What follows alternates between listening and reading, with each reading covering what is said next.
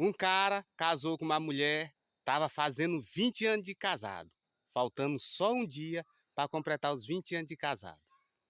Aí, né, a mulher fez uma janta de tarde, jantaram, se deitaram e foram dormir.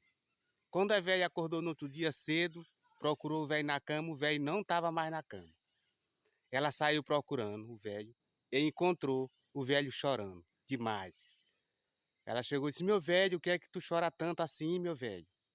Ele disse: mulher, tu se lembra daquela vez que eu te engravidei com 18 anos, que teu pai queria me matar e me ameaçou, que disse ou eu casava contigo ou eu pegava 20 anos de cadeia?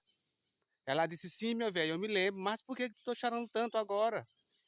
Ele disse: pois é, mulher, se eu tivesse escolhido a cadeia, amanhã eu tava um homem livre.